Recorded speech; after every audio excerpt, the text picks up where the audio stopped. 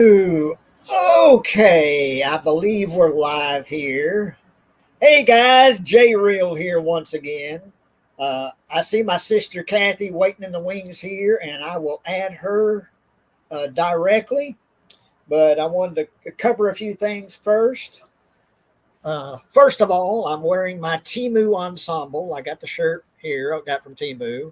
And the tattoo today is let's see, we got a skull going on here. It looks like a crown on top of the skull and like a rose. And I believe it's the ace of spades down here. Yeah. So I'm going to get some more of these tattoos. I think they're made to put on your arm, but of course, I'm not going to do things normally. And, and wearing my Timu boxers that I got, which has got beer bottles on it of all things. I don't drink beer anymore, but anyway, yeah. So it's my Timu ensemble, and like I always keep saying that some of the most comfortable clothes I've ever worn have come from Timu. Yeah, don't know, don't know why, but that's just been the case. And I'm trying to sort of slow down on my Timu purchases because I have finally paid for StreamYard. So I'm on, it's not the professional version, it's the standard version, which is about $20 a month. And I think I can have up to 10 people on here now. And I think it's unlimited streaming, so I don't have to worry about any time limits or anything. So, yeah, I broke it. I broke the ground today and started paying for it. And it's about $20 a month. So, and anyway, let me go ahead and get Kathy on here. This is my sister, Kathy. And hang on just a minute. Sorry, Kathy, I'm trying to. There she is. Hi. And let me fix there we go. Okay. Hey, sis. Hey. How has your day been? Great. I'm over at April and Darren's. They came and loaded me up because April thought she was going to have to drive the hour out to the airport at 4:00 in the morning to take Darren for his flight. And I paid for him a ride out there for his belated birthday present. So she's not going to have to do that. He's going to get picked up and carried out there. And I treated him. It's about $60. But I didn't get the man nothing for his birthday. So I said, well, I let me do that this time, hook a brother up, and then they got all kinds of food for me and the kids to eat. And there's an ice maker in the refrigerator. I'm going to be so spoiled when I go home. I'm going to have to order I one. don't have that. I need to make me some more ice. I've put ice in my cup here, but I'm just about out. So I need to make Yeah. But anyway, I've been feeling good. I got a lot of quotes, but I didn't go deep into character study because I'm old. Okay. Well, so I worked. I haven't covered the subject for today yet, and I've got a bunch written down here, and I think maybe Jake might be joining us tonight. Well, he kind of acted like he, was planning to. He sure did. So we'll see. I don't see him yet, but he talks like he would try to make it tonight. He's been interviewing some legitimate horror celebrities here. I know. And it's a page, I guess we'll get him to talk about it if he comes on. But yeah, some folks from the Nightmare on Elm Street films, and we'll have him. Like I said, if he comes on, we'll have him talk about it. But really cool. Yeah, he's meeting some people that horror fans would really recognize. And get some links to his channel if you want to. I don't know how to do that. That should be a simple thing to do, but I don't know how to do that, and I'll figure it out. So we'll promote him for sure. Yeah. But yeah, I thought, and this is something that when you watch a horror film, well, I mean, who is taking you through this journey? Well, it's the actors. It's the people on screen. And I thought, well, let's talk about popular or favorite performers in these horror films actors, actresses, and favorite scenes, that kind of thing, but actually talk about these performers that are actually in these horror films. So I thought that'd be a good subject, and that's one that we could do 2 or 3 shows on. Um, but yeah, that's kind of the subject tonight. But you told me that you had got some movie quotes, so we A could play a little lot. game. You can name some quotes. I got a lot of them. Yeah. Dot wanted me to crochet with her, and I'm like, let me kind of get some of this stuff done. I researched last night, and I'll be honest, I went to sleep early, and then the phone was ringing, and I thought, well, who the heck is this? And a lot of times, if I have a 254 phone ringing, I don't recognize, which I don't know very many. It's Spam. yeah, always garbage. It was I not. did. For a while there, I wasn't hardly getting any spam calls, but I've been getting them pretty regularly now. Well, that's not what this was. I put a question. Kathy, is this still your phone number? Question mark. I question marked, and then it rang again. I answered it, and it was Joy Annette Etheridge. Huh. We talked for 3 hours. Oh, God. We That's caught a up. cousin of ours. It's a first cousin, Yeah. Joy, and she's Joy. Now let's see. She's my mother's sister's daughter. Right. Yeah. Aunt Dorothy's daughter. And you talked about Dot being April's daughter, was named after Aunt Dorothy. Yeah. Yeah. So, and it's Yeah. her daughter, Joy. And y'all talk for 3 hours. Y'all have a good talk then. We really did, and she's 5 years older than me. So, we talked and talked and talked, and then she goes, how old are you? And I said, I'm 67, about to be 68. She said, well, I knew I was 5 years older than you. But then again, Johnny and I argued that maybe I wasn't. Maybe I was 6 years older. And she said, and anyway, we talked about everything. I mean, everything under the sun. And it was fun to catch up because her and I have personality clashes just about every time we're around each other physically. But I found it a lot of fun to visit with her. We just visited, and I enjoyed it a lot. And I told her I was going to be gone the rest of this week, and she said, "Well, when you get back, give me a call." I can just say certain things, and she'll just die out laughing. Yeah. So I don't know why I'm so funny. I guess I just am telling my stories. Well, good. That y'all had a good talk, Yeah, it was fun to catch up. I mean, when you get our age, you don't know if that's the last time you're going to talk to somebody, and it's just a fact of life. But still, I'm glad we got caught up. Let me see here. Not seeing anybody else in the room yet, but well, I guess we could go ahead and get started, or I'll go ahead and get started. Okay. That kind of give you an example of what I'm talking about. Favorite performers, favorite actors in a horror film, and how they stood out, how they made the movie that you really enjoy stand out, made them special, whatever. And I guess let's see. I will start with James Karen from Return of the Living Dead.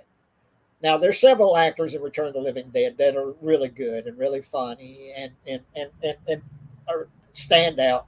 But for me, James Karen he's the biggest standout to me because of his comic timing. Watch your mouth, boy, if you like this job. And that's after zombies have taken over the morgue. So there's no reason why he would like that job. But watch your mouth, boy, if you like this job. And then him on the phone, it said, Bert. Now, what is the line? I got it written down here. Let's see. Bert, Frank, we have a little problem. And the way he says it so calmly and with a smile on his face. We have a little problem.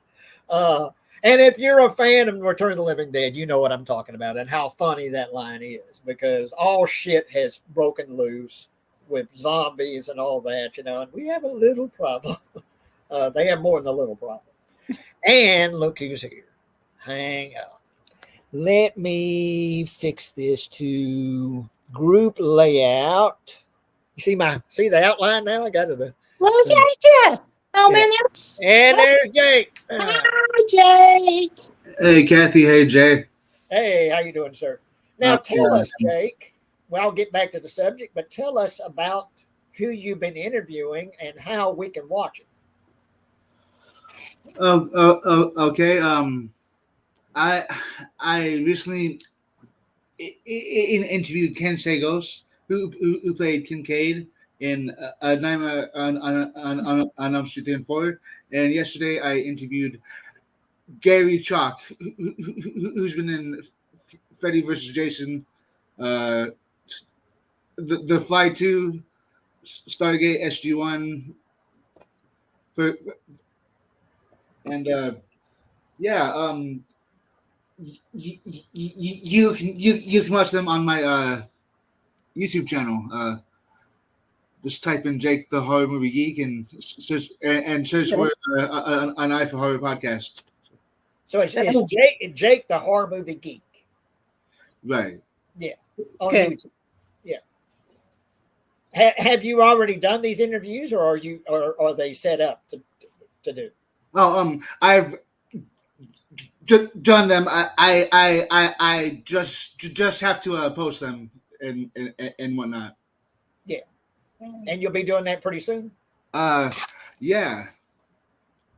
Yeah, just holler when they're live, and we'll be hollering at everybody online. I mean, I don't have a lot of followers, but I was sure share. Go see it. Because we're just really proud. I mean, it sounds like. Well, no, that's very cool because of course, anyone that's the fan of the series certainly knows who you're talking about, and it's just very cool that you were able to get have a chat with them. Yeah. So. And let's see, we've got some comments here. We got Blair Hathaway here. What's up, Jay and Kathy? Hey. And let's see. We got Jay. There's another Jay. Jay the Stingray. And what's up, Jay? And Blair. Blair says, "What's up, Jake?" So, hey, Blair. Hey, y'all. Hey, everybody. Welcome to the stream. Yeah. But, and of course, back to the subject, Jake, of course, James Cameron. And to me, he's the funniest thing about Return of the Living Dead. Although there's a lot of funny actors in the film, a lot of great moments in the film. But for me, James Cameron just sort of is the best. It's just his comic timing is just so good in that movie. Yeah. So that's the first I'll bring up is James Cameron in Return of the Living Dead.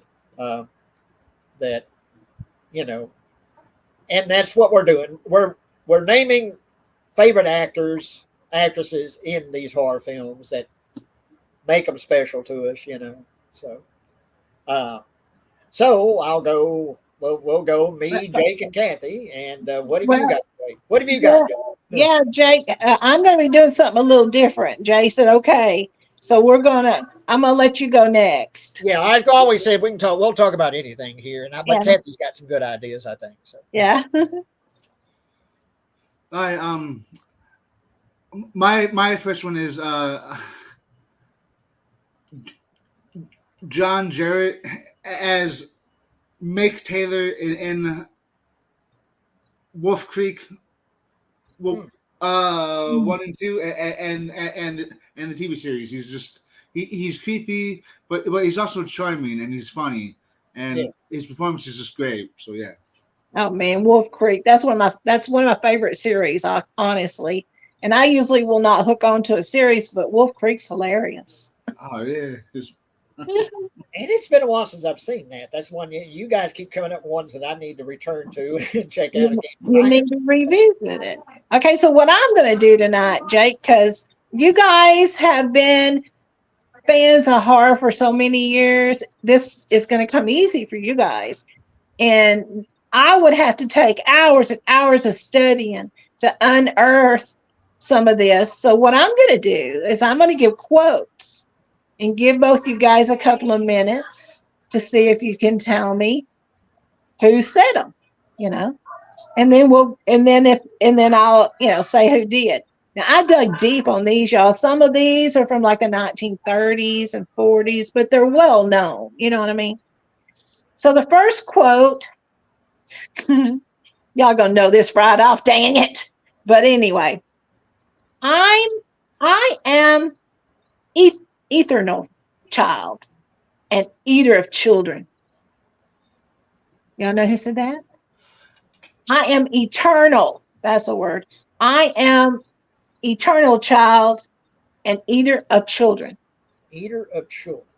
Pennywise, Tim Curry. Ah, okay. Yeah, that's right. And we talked about this yesterday, and I forgot. But yeah, there you go. Yeah, Stephen King. Okay, Yeah. which Tim you Curry. nailed it. You're right, Pennywise. And I didn't have Tim Curry on my list, but that definitely would be one to bring up as Tim Curry in It, the TV series It. Um, It's his whole catalog, Jay. I well, mean, yeah. Of course, Frankenfurter, and yeah, there's so many you can name.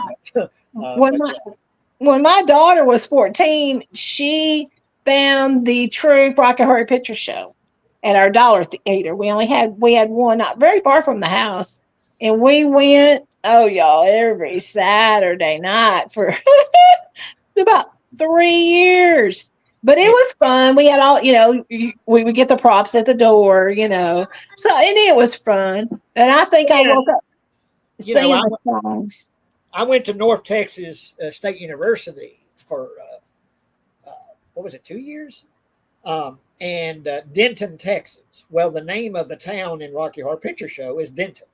Uh, and so they had a 4-screen theater there in Denton, and one of the screens every Saturday had Rocky Horror Picture Show, and I believe they showed it at midnight.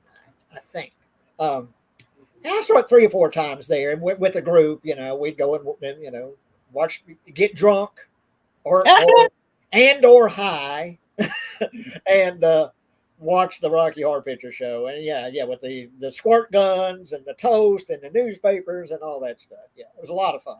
Yeah, But they may still be showing it up there in Denton. probably. But It's a draw. It always had a big crowd when I went with April. Okay. and we got someone that likes your quotes there, Kathy, and that's Blair. Hey Blair, listen, I've got a bunch of them. So, so But hang loose. let me give one more, and then we'll return to it. We'll another quote from Kathy. Or Jake. We'll go to Jake next. And I'll tell you now. Of course, he is famous for Hannibal Lecter, but I'm going to say Anthony Hopkins in Magic as Corky.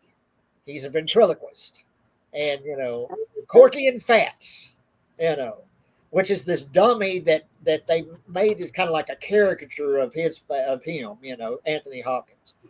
But he's so good. Anthony Hopkins is so good in Magic. He does the voice of Corky and does his own voice, and it's basically this ventriloquist doll sort of taking over control, taking over his mind, and becoming the dominant, part of the team, and becoming this dominant force. And it's a really creepy, psychological study, psychological horror, I guess you would call it. Burgess Meredith is in it. But yeah, Anthony Hopkins in Magic. And yeah, if you haven't seen it, you need to go see it. Because like I say, I know he's most famous for Hannibal Lecter. But if you haven't seen Magic, look it up. It's streaming somewhere. I want to say the Amazon channel may have it. Yeah. You might check Tubi. What, I watched it not long ago for the first time. But just a great performance by Anthony Hopkins in Magic. And I mentioned I think the favorite horror movie show. I mentioned that the It's Alive trailer is one of the creepiest trailers ever, with that rotating bassinet basket, baby basket. But the trailer for Magic is probably the second creepiest trailer ever. Because it's Fats, the dummy, talking to you. Abracadabra, I said on his knee, presto changeo, and now he is me. And it's just the dummy talking. And God, it's creepy as hell. Oh my goodness, it's creepy. So look that up on YouTube. Look up the trailer for Magic and tell me that's not the creepiest thing you've ever seen in your life.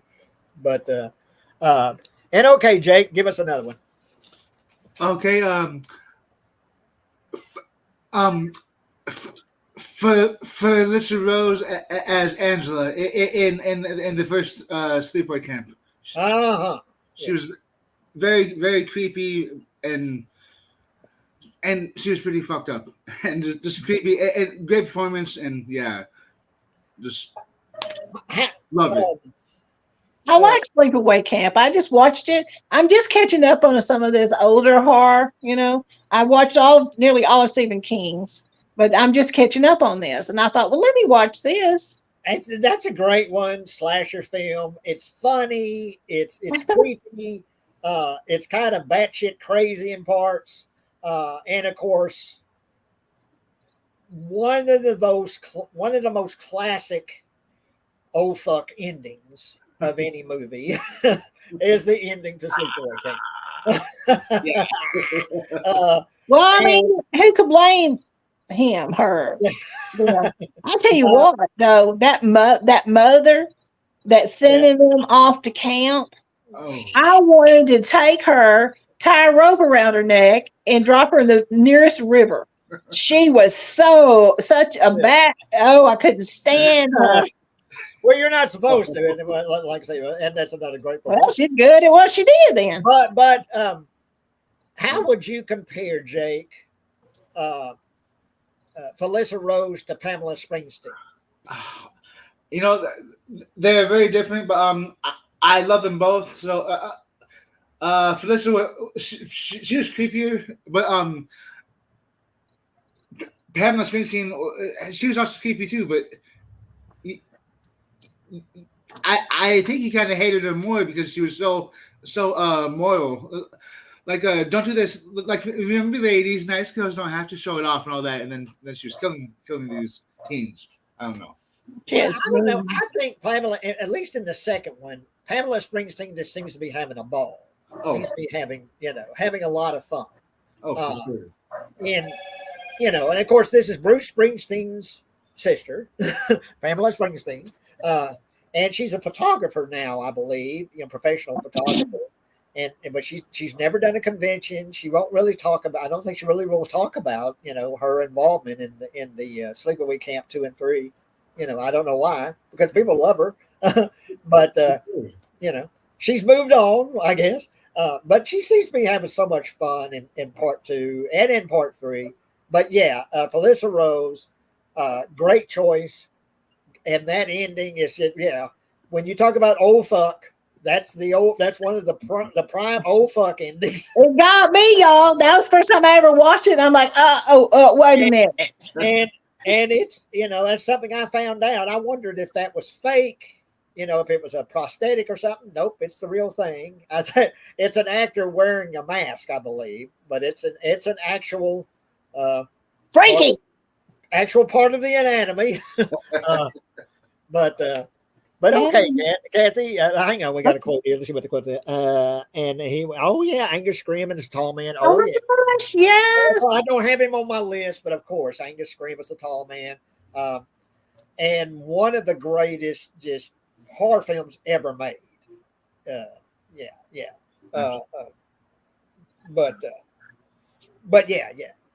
great choice. Yeah, Angus Scream. Okay, so I don't know if Jake had it on his list. I should have put it on my list. Like I said, we can do 2 or 3 of these. We really could, yeah. But okay, Kathy, give us another quote. I got one that's a little obscure, so it might take a minute, but y'all might get it. Well, we'll begin with terror, murders of great men, murders of little men, just to show we make no distinction. And do you have a year for this movie? What? I'm gonna say 1940s. I don't know for sure. I didn't put the year down on this one. Honestly, I don't know. Yeah. How about you, Jake? It sounds like an Alfred Hitchcock quote, but I don't know either, Jay. Yeah. Claude Rains. I loved him as an actor. Invisible Man. as Dr. Jack Griffith, the Invisible Man. Yes, Yeah. and I think this was the late 40s that they put this one out. When you said Claude Rains, okay, Invisible Man. And the reason why I know that is the theme to the Rocky Horror Picture Show. Let me get where they go through all these different actors, Claude Rains is the Invisible Man. So that's how I know. yeah, and let me do one more. It's short. They're coming to get you, Barbara. Oh gosh, well, of course. Yeah. Night Like- of the Johnny, Night of the Living Dead. Bingo. Yeah. Okay. Okay, well, let's see. I guess it's my turn. Now, I'm trying to pick some that aren't quite as obvious. Now, of course, if you're going to think about Carrie, you're going to think about Sissy Spacek. And she did a great performance as this, teenager that's, put upon by her fellow students. And she's made fun of and she's humiliated.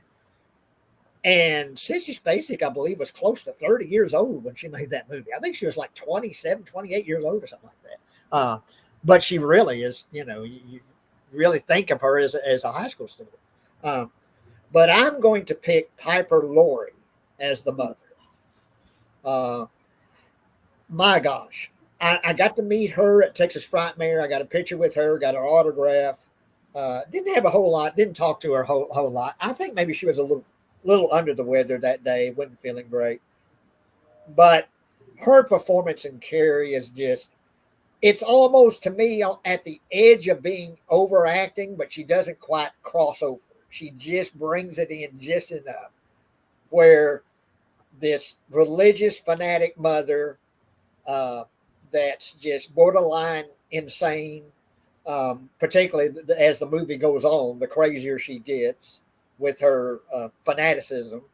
And just, I think to me, one of the best performances by any actress in any movie is Piper Laurie in Carrie. That that's a movie I watch probably at least once a year. And I just love her performance. She just eats up the screen, and her death at the end, where she's basically crucified with her arms stretched out and stabbed to the wall.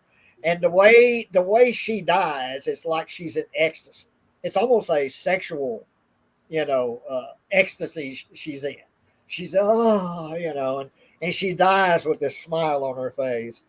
That she dies, she's just, like I say, she's in rapture, and her death scene is like, she's in, it looks like she basically is having an orgasm, is what it looks like.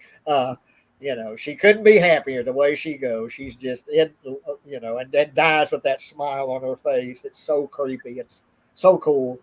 But yeah, Piper Laurie and Carrie. So, okay, Jake, give us one. Great choice.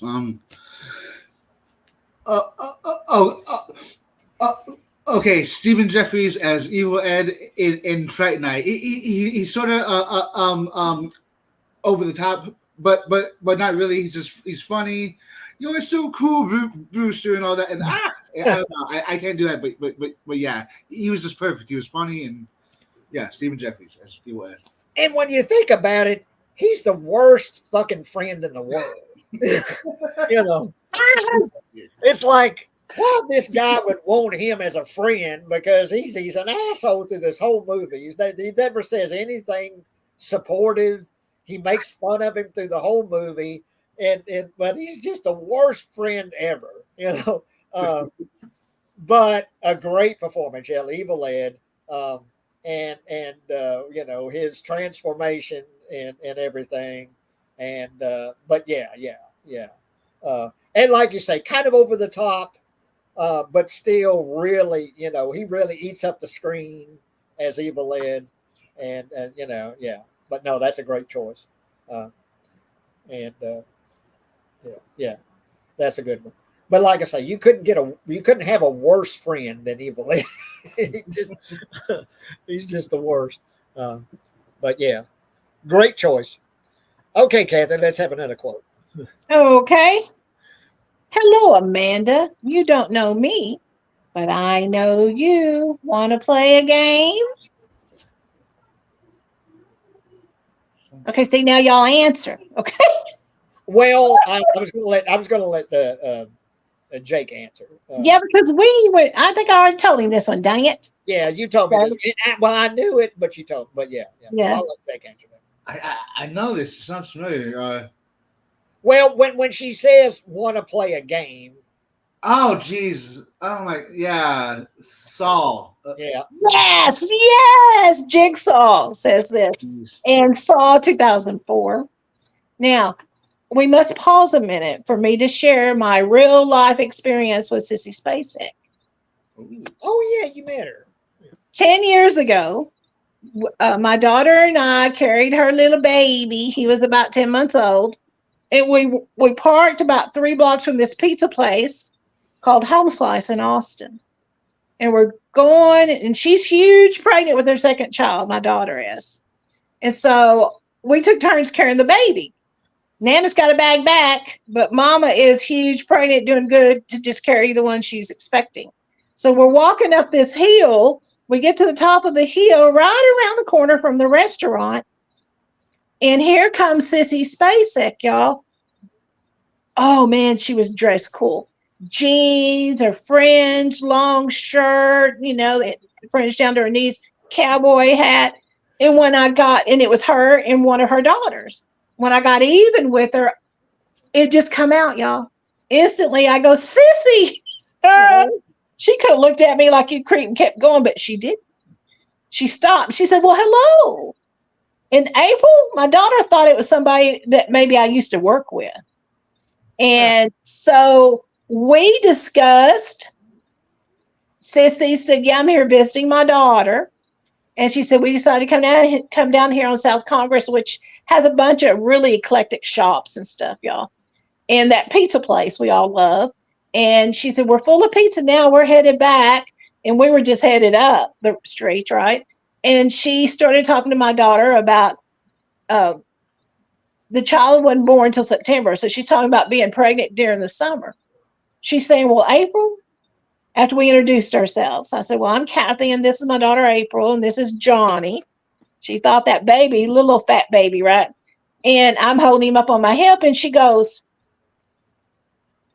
well, it's rough carrying babies during the summer. I did it 2 times. April goes, yes, ma'am, it is, but, I don't have far to go till she gets here. She said, oh, that's so good. She said, are y'all from here? And at the time we were living in Austin. And we said, yeah, we're from here. And she goes, yeah. She said, once I get here, I don't ever want to go back home. But she said, we're now living on a big old ranch.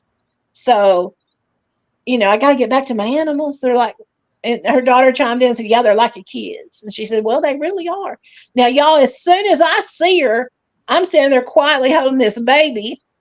And it's going through my mind, everything I've ever seen Sissy in. Everything I've ever seen her in, and I've seen her in everything, And I think she's around my age. She's got to be in her 70s now.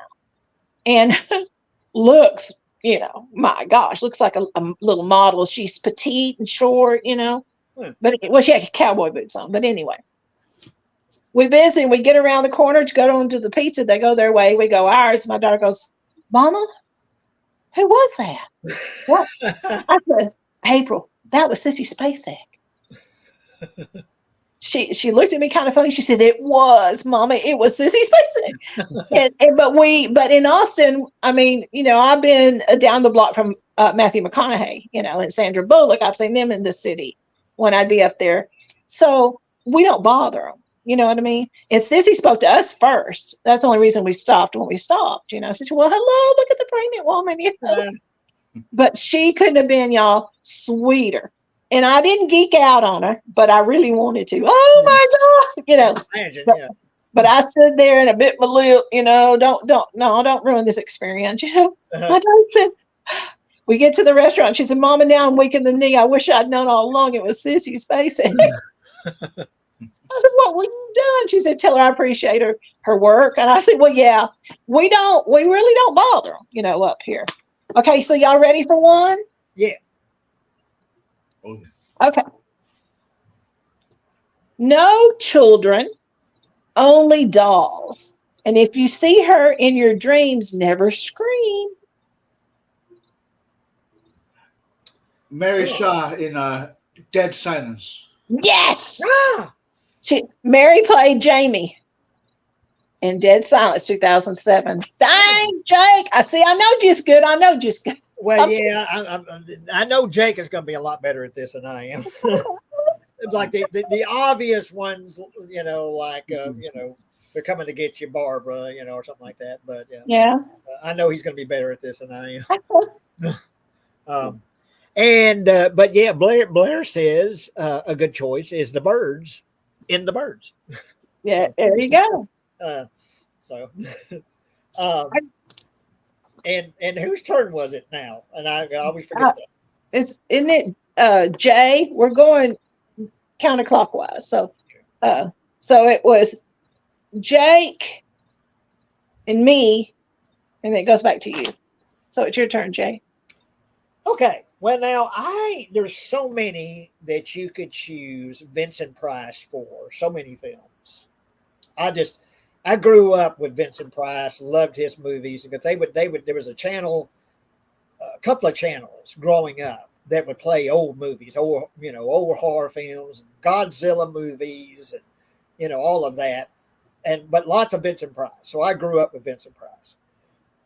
But for him, the one that I keep going back to, I watched it here a few days ago, the first one, and I'm going to watch the second one here pretty soon, is the abominable Dr. Phibes. His performance in that, where you don't even see his mouth move. He's got this mask, that he talks through like this speaker in his neck, and because he's been badly burned or something. I forget how he's disfigured, but he's disfigured, and he wears this mask, that looks human. But he talks through this thing in his neck. And he kills people because his wife has been injured, or he's got her in like cryogenic suspension, and so he's going after all these that are responsible for his wife, her condition. And it's kind of a precursor to the Final Destination movies, the way he kills people, because it's something he sets up these traps that with like bees or snakes or whatever, that is like that find their way to their victims. But it's this it's like a step-by-step thing, kind of like Final Destination, but it's an early version of that, and it's the abominable Dr. Phibes and Dr. Phibes Rises Again. And those two films, that I'm going to put Vincent Price, his performance in that. And of course, he's great in so many films, The Fly and so many other films. But that's what I'm going to choose Vincent Price for. The abominable, I can hardly say the word. The abominable Dr. Phibes. Yeah, I have trouble with eternal. I want to say ethereal every time. It's wrong. Okay, it's Jake's turn. Okay. I was thinking of one. How about Jeffrey Rush as Stephen Price in the House on Haunted Hill remake? I love his performance. He's funny. He's fighting with Famke Janssen the whole movie, and he's just hilarious. Some of the shit he says, and it's a great performance. So.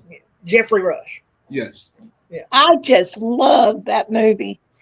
Me too. I don't know if I've seen it. Can you believe it? Oh yeah, the remake. I think. Well, I've seen the original. And speaking of Vincent Price, isn't he in the original? I think so. Yeah. But I don't know if I've seen the remake. Now I got to see. I got to write all this down. Right. Shoot, y'all, I made a list. I think it's 2 pages long in a spiral notebook right now. I wrote so many down, but I've been watching them. You know what I'm saying? I'm catching up, Jake, slow but sure.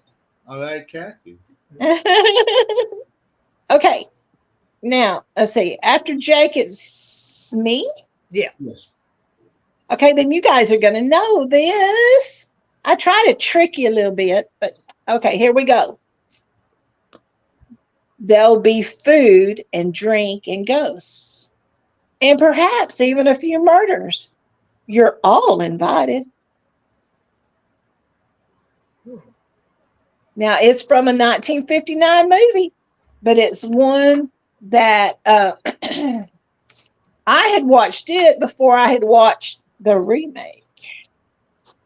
So do we go back to House on Haunted Hill? Yeah, we do. Yeah. Okay. Yeah. Yeah. That's a It horror sounded story. familiar when you said it. It sounded familiar, but I thought, well, okay, you picked it. We just got through talking about House on Haunted Hill. So. Well, it was queued up next. And so I'm like, well, that's okay. We're going to keep going right with it. Jay, we got any more messages? No. But I put up what Blair said. The birds and the Yeah. birds. Yeah, there you go. We're fluctuating from 4 or 5 people, but Well, but that's no, good. but no, I'll keep it. I'll keep my eye on it. You know, All right. chiming in here. But no, that's a good one. Yeah.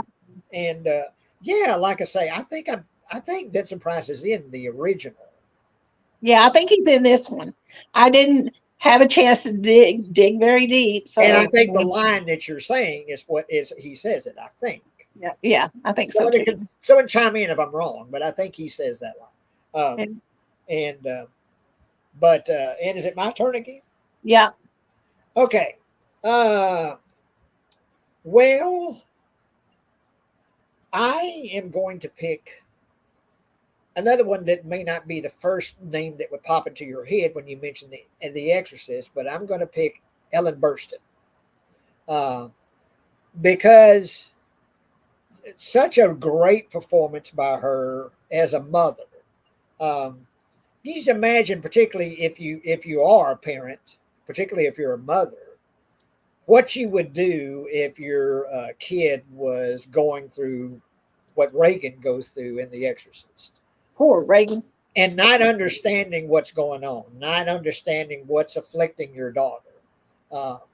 And, putting her through all these tests, these medical tests and all that to try to figure out what's happening to my daughter.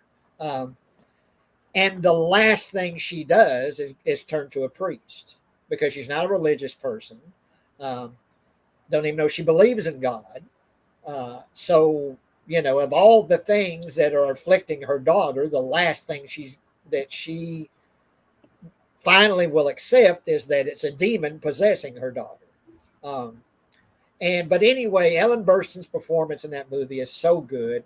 She really sells the desperation that a parent would have trying to figure this out and watching her daughter, go through this crisis and not knowing how to help her and being so desperate to try to figure it out, what's wrong with her.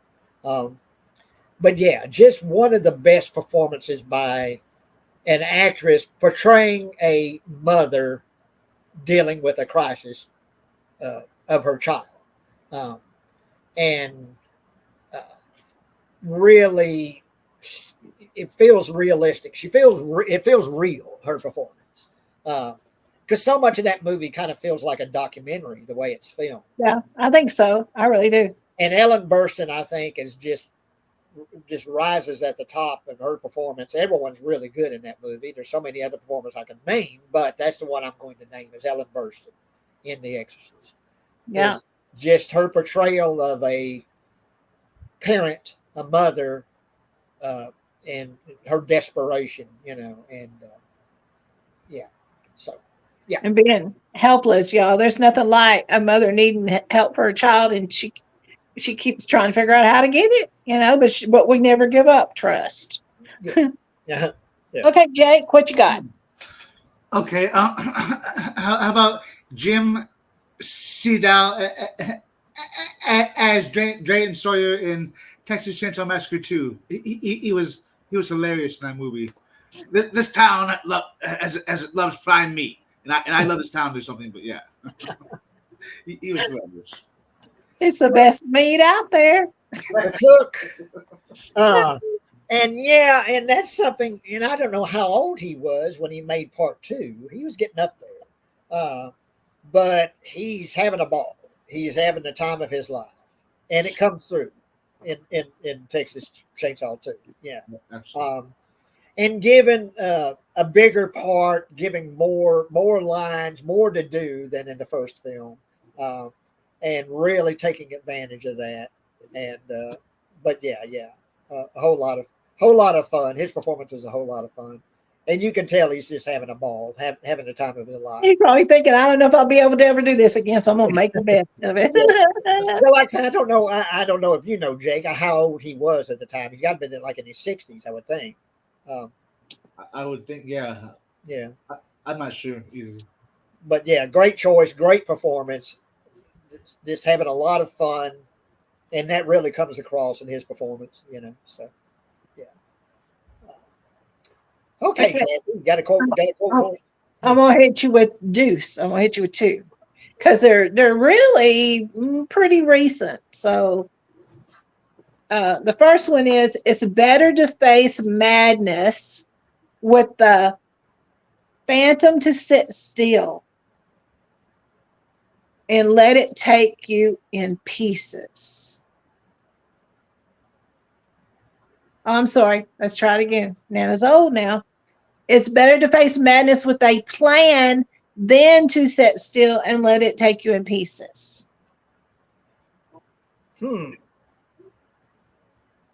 I don't know. You, Jake? No. What year is this movie, or do you have a year? No, I don't have a year on it.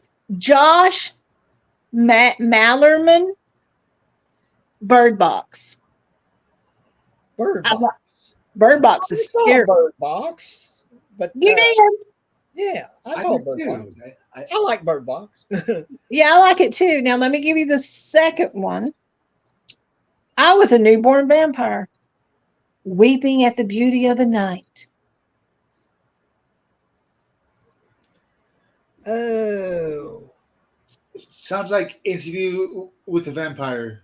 Bingo. And right. And right. Now a lot of times they'll have the authors. I'm sorry, but and you're right. That's it. I wonder who said that. Brad Pitt. I think Tom Cruise was the Tom main. Cruise might have been Tom Cruise that says Yeah, that. I think so. I think that's who they started interviewing, and then they Brad Pitt looked mighty fine as that vampire, though, honey. Okay, okay, Jay. Oh, well, okay. Let me see here, because I'm trying to pick ones that aren't just real obvious. Okay, well, I'll give this one, and if you can go to the Dead Pit YouTube page, you can see my interview with Dee Wallace, and I'm so nervous. I'm meeting the mother from ET, and I'm like, oh God, and it was my first interview with a celebrity, so I'm so nervous. But she was so sweet, Dee Wallace. But her performance in Cujo, particularly when the shit really hits the fan, and it's her and her son in this car, and this rabid Saint Bernard is attacking them, and her performance is just, I think she should have got an Oscar nomination for her performance in Cujo, where she's just so distraught and she's overwhelmed, and she's, her son is crying, and she's just, losing, trying to keep everything together and protect her son, and not lose her mind while everything is going on. But anyway, just a great performance by Dee Wallace. I think her best performance in a movie is in Cujo, and like I say, particularly in that second half of the film when they're in the car, her and her son are in this car, and and her son's having a massive asthma attack. Yeah, and that scene That's too. a biggie. I'm asthmatic. I know. People think, oh well, it's not that big of a deal. Yeah, it can kill you. Okay. And Well, in the book. And of course, I'm a big Stephen King fan, so I've got, particularly his classic books. I've got several different copies of them. But in the book, the son dies. Aw. Yeah. He don't make it out of the car, huh? Yeah, he didn't make it. He dies. And of course, making this movie, I think it was a good choice not to have the kid die. Yeah. I think that would have pissed a I lot do of people too. off, and you had a lot of people, walking out of the theater if that kid had died. Yeah. But yeah, in the book he dies. But yeah, that dealing with that, and just once again a portrayal of a mother dealing with a desperate situation where her child is in danger and fighting to protect her son. And I just think that's another great example of a parent dealing with those kind of things. And I just think her performance is just so good. Dee Wallace and Cujo. So Oh yeah. Oh yeah. I do too. yeah. It was, okay, so I've got two. The first one, there's a monster outside my room. Can I have a glass of water? Oh, that's very familiar. Signs. Right? Yes. I knew Ah, Jake Bohan I knew says Jake is going to win all these because he's so good. I told you. As soon as I said it. but after he said it, then he goes, "Oh yeah, of course, that's what it is." Yeah, there you go. It's I just, you remember because there was glasses of water sitting all over that house. Yeah. Yes. Okay, now here's my second one, and it's not from the movie Magic. You would think it would be. Would you like to see a magic trick? That's the line. Yeah. Would you like to see a magic trick? Would you like to see a magic trick? And it wasn't long ago, Jay, you asked me if I'd seen this. I said, oh, yeah. Would you like to see a magic trick? I don't know. Do you know, Jake? I'm stumped on this one. Yeah. The Grabber says it in the black phone. Fudge. And what is it now again, Kathy? The Grabber says it in the black phone. The Black Phone. Oh, I love that movie, y'all. Now it's in my head. Now, okay. I know. Yeah. See? Yeah. Great choice. Geez. Yeah. Okay, your turn, Jake. I'm trying to stop you boys a little bit. Come on now. Okay.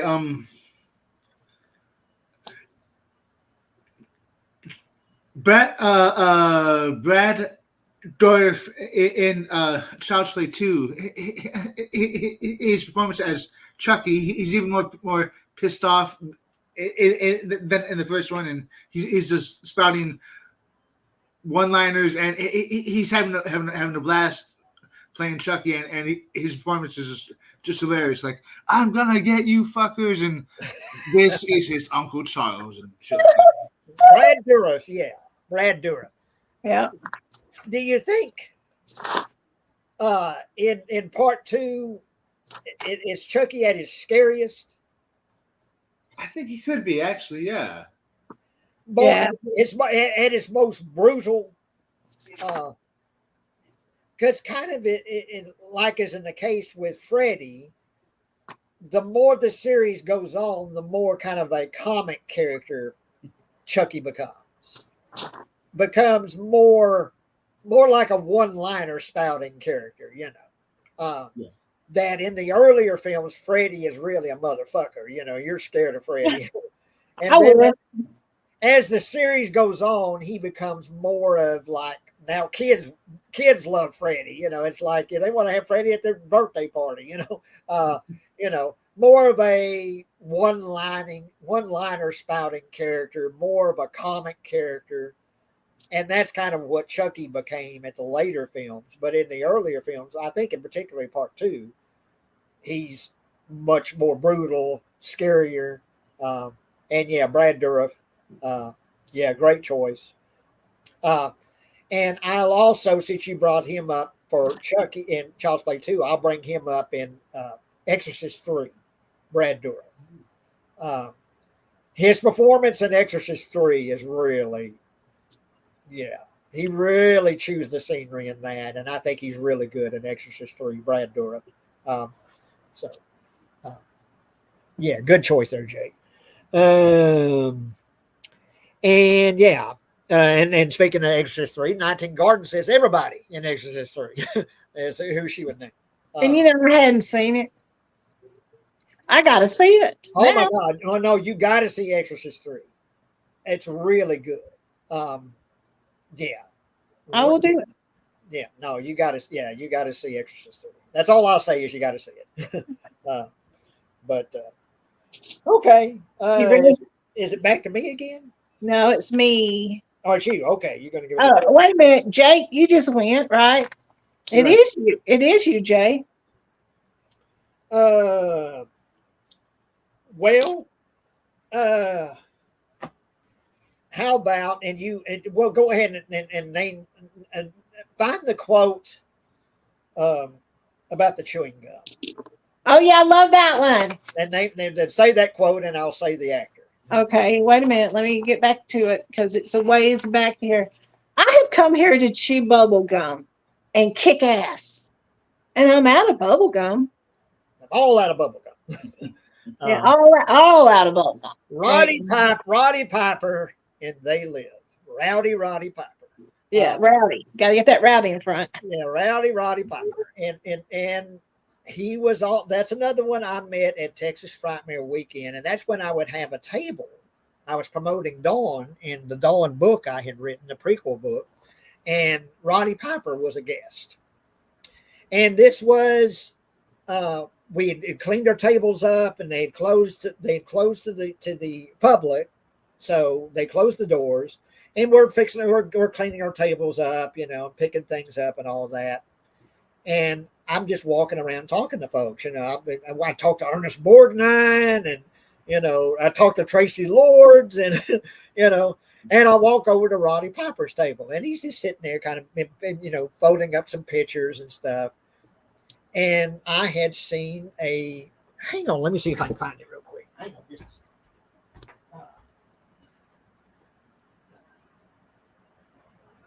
I won't leave you for long. So where are you going? Where are you? Hey. Well, I was trying to find the documentary, not DVD I had, but anyway, it's a DVD documentary about Roddy Piper that I had. And I'm not a big wrestling fan. I used to watch it with my dad growing up, but I love this documentary about Roddy Piper on this DVD. And I had walked up to his table, and I'm kind of nervous, meeting him. I don't want to bug him, And so he kind of looks up at me and goes, "Hey, how you doing? Having a good weekend?" Yes, sir. Yes, sir. He said, "You got a table here?" And I said, "Yeah. I'm kind of promoting a few things I did." "Oh, yeah, great." And I said, "Anyway, I wanted to tell you, I saw this documentary about you that I thought was just great. I love documentaries, and I thought this one about you was really good." And he knew what I was talking about. He goes, "Oh, yeah. I thought they did a good job on that." And he says, "I love documentaries about Civil War and war, and World War II and stuff. I love those kind of documentaries." I said, "Yeah, me too.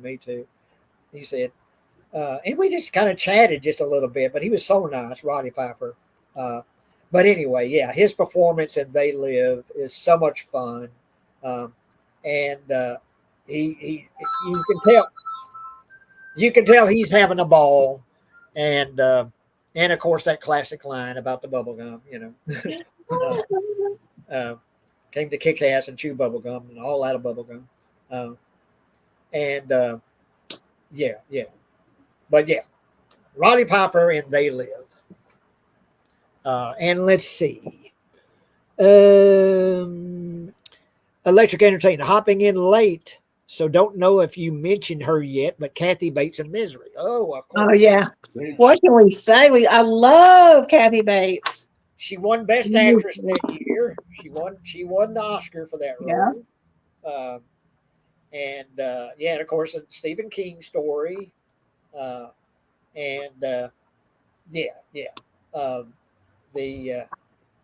didn't get out of the cock-a-doodle car. And her lines in that are so good, and her performance is so good. Yeah. Oh, yeah. Yeah, that's another one I could watch pretty often. Yeah, I've got the Blu-ray for that. So I'm your number one fan. God. Yeah. I think I had that as one of my quotes, and I'm like, oh, we're going to get to that way before I do. Okay, you ready? Yeah. I'm scared to close my eyes. I'm scared to open them.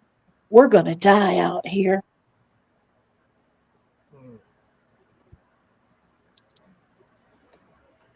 I don't know, Jake.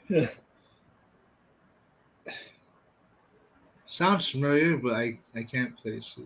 You don't have a year for the movie? Well, no, but when I tell you when the movie came out, you'd probably give me a year. Heather Donahue said it in the Blair Witch Project. Oh, gee. Oh, my God. Yeah. 1999. 99. Thank you. Oh, my God. I'm a little off my game tonight. Well, Oh, you're certainly a lot more on it than I am. And here's another really good one. Ooh. Yeah. Oh, yes. I love Betsy Palmer. Betsy Palmer. Yes. Look what you did to him. Look what you did. Sorry. And at the time, wasn't she like a soap opera actress or something? I think so. Yeah. I think so. I might be wrong, but I know I've seen her in different movies. It was an unusual role for her at the time.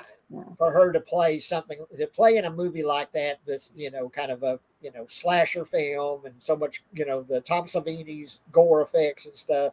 To see her was kind of unusual, for her to make a movie like that. Let me do one more, because come here, dear. It'll be easier for you than it was for Jason.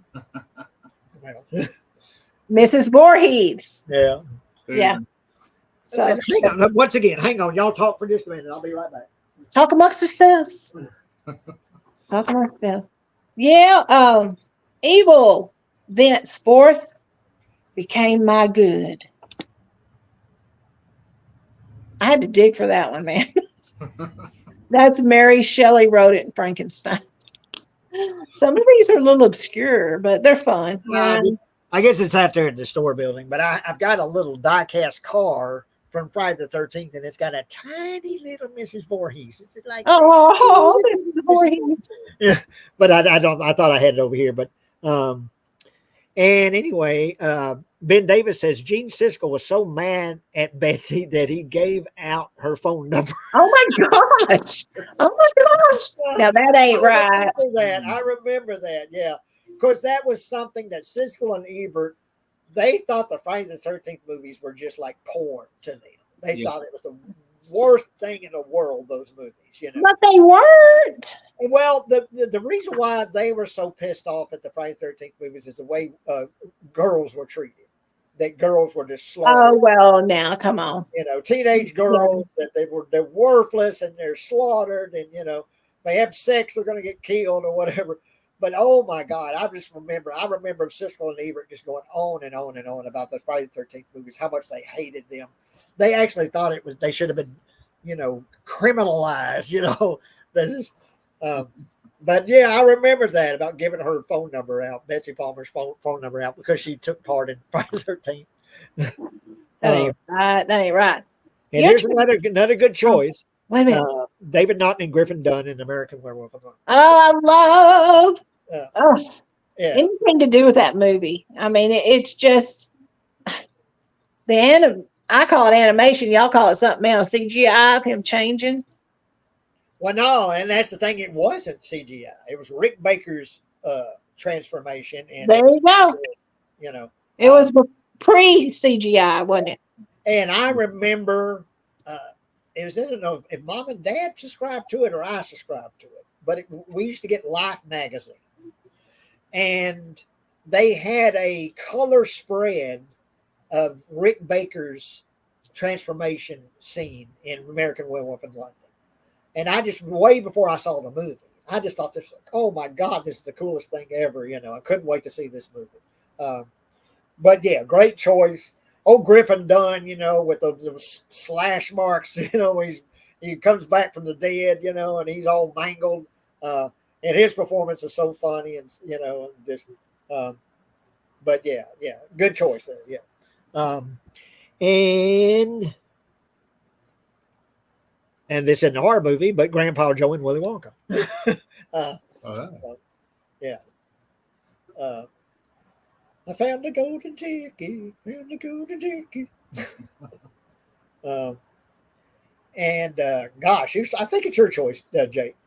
okay. How about Tony Todd as Candyman in Candyman? Just so creepy. Be my victim, and just God is that movie scared the shit out of me. Just so Tony Todd as Candyman. Yeah. And what is it? Is it 3 times? You say it in the mirror 3 times? 5 times. 5 times. Okay. Yeah. Don't say it. Don't say Candyman in the mirror 5 times. Don't do that. And I still won't do that. Oh, me neither. Yeah. No, I won't do that. Yeah. Oh, great choice. Yeah. Yeah. Tony Todd. They did a remake of that. I thought was okay. It wasn't bad, but they should have kept Tony Todd as Candyman. I'm sorry, Yeah. Yeah. Yeah. And he still could have done it. I mean, he's still looking good. I think he still could have played the role. Oh, for Yeah. sure. Yeah. But no, good choice there. Good choice. Let's see here. And look here. He gave her a great performance. Yeah. Oh yeah. And it was a classic in his childhood. I just imagine watching Candyman as a kid. I can imagine that fuck your shit up. Well, it seems like it would mess with your psyche, don't it? Yeah. That I mean, I'm certainly, as a kid, I would watch horror films and stuff like that. I shouldn't have because they give me nightmares, and would have trouble going to sleep and crap like that. Seeing the Zuni fetish doll, going after Karen Black and that kind of shit. Watching that as like an 8-year-old is like, oh God, that screwed me up so bad. But I just imagine watching something like Candyman as like an 11, 12-year-old, that must have really messed your shit up pretty bad. And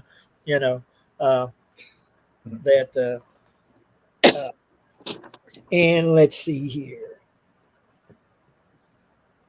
Yep. James Cameron. Well, they brought it up. That's how I brought up James Cameron. That's the first one I brought up was James Cameron, Return of the Living Dead. Yeah. Is amazing. Absolutely amazing. Sure is. Bert, Frank, we Hi, Ben. have a little problem. I don't know. I just love that line, and I love the way he says it. So, okay, is this my turn? My turn. It's your turn. Okay, you got some lines for us. Okay. Let's talk, you and I. Let's talk about fear. Oh, shit. I don't know if it was said quite like that, but I'm thinking it probably was. Say it again. Let's talk, you and I. Let's talk about fear. Is it a newer film or old film? Old film. Let's talk about fear. Sounds so familiar. Let's talk, you and I. Let's talk about fear. No, I give up. Give up? I don't know about Jake, but I give up. I've heard this before. I just can't. Yeah, I give up. We've all, especially you guys, have seen so many movies. Stephen King wrote this for Night Shift. Night Shift. Huh. I like Night Shift. Okay, let me give you another one. I shall never forget the afternoon when first I stumbled upon the half-hidden house of the dead. Ooh. Huh. No. You want me to tell you? I don't know, Jake. Yeah, please. That's okay. H.P. Lovecraft said it in The Tomb. The Tomb. H.P. Lovecraft. So there's actually a character of late H.P. Lovecraft because he's the one that wrote a lot of these stories. That. Okay. Well, it had him as the writer, or I don't know if he was an actor but H.P. Lovecraft said it in The Tomb. Tomb. Okay. Cool. Okay. Yeah, The Tomb. I've seen it, but it's been a long time. Okay, Jay, your turn. Well, another thing I grew up with was the Munsters, and that and Adam's Family. You know, And because you hear the music every time you hear that. they, you know, and but the Munsters, and so I remember when I saw this movie, I go, oh, it's Herman, and that's Fred Gwynn in Pet Cemetery, uh, and sometimes dead is better. uh, and That's true. him having that accent, that Maine accent. But old Fred Gwynn in Pet Cemetery, I think he's great. I love his character, kind of a grandfatherly character, um, and you know, and it's kind of his fault that everything turns to shit. Him turning on this guy to the Pet Cemetery. When his cat dies, and then of course when his son is killed, where is he going to go? He's going to go to the Pet Cemetery, and it's all his fault. uh, Fred Gwynn's fault that he knew about the Pet Cemetery. But yeah, I love his performance in that. And like I say, just to see Herman Monster, you know, playing in this movie, and just grew up loving him as Herman, and I just think he's great in Pet Cemetery. And but yeah, That's one movie, Pet Cemetery. I can't sit through it. I'm a lover of animals, big time, and I'm a mother and grandmother. So this reanimation stuff, so I make it maybe 10 minutes of the movie. I'm like, I can't watch it. I tried again. I can't do it. I just can't do it. And there's very few movies then I'm that way. Now, I like blood. I like gore. I like, but that one I can't hang. Okay, what you got, Jake? Okay. Brian Bonsall in the movie Mikey. That kid, God, he's such a little shit. You just want someone to kick his ass, but he's and this was 2 years or so before The Good Son with Macaulay Culkin. So, but yeah, this kid is so evil. Just yeah. Yeah, yeah, and he plays it so well. Being evil, he's so good. Yeah, well, no, I'll tell you what I want to see, and of course, I don't get a chance to go to the movies anymore. Actually, go to I don't have anyone to go with, but I'd love to see Abigail, because that looks like that'd be a great one to see. yeah, it does. Doesn't it look good? That'd Yeah, be a great one to see in the theater. And yeah, the reviews have been really good. For the ones I've seen so far have said that Abigail is actually really good. Um, they give away everything in the trailer, about who Abigail is or what Abigail is. But they say that there's a lot of surprises. That if you're there for the gore, you're going to get plenty of that. And that it's actually well made, and just a really good performance by whoever the girl is that plays Abigail. And but talk about evil kids or yeah. monster She's kids or so whatever. cute. She's a pretty little girl, but Yeah, I bet she'd cut your throat when she yeah. seen you. But yeah, Um, Abigail. I want to see Abigail. okay, so I got two for y'all. When the music stops, you'll see him in the mirror standing behind you. When the music stops, you'll see him in the mirror standing behind you. That is from The Conjuring. Yes, it is. April says it in Conjuring. Oh man, I wouldn't 1,000 years have got that. Way to go, Jake. Woo. Thank Okay. you. Okay, here we go, y'all. Now, y'all both gonna know this. He's not like us. He smiles a lot, but I think there might be worms inside him making him smile. Jake. He's not like us. He smiles a lot. I think there might be worms inside him making him smile. I know it, but it's not coming. Yeah, I give up, Kevin. Stephen King, The Stand. The Stand. That's Mhm. another one. I've got that miniseries on I DVD. love The I've watched Stand. Are you it. kidding I me? always did really enjoy that, but it's been a I long watched it about a month ago. yeah. Okay. Now I did. That's my second one. Okay. Okay, Jake, your turn. Oh, okay. Wait.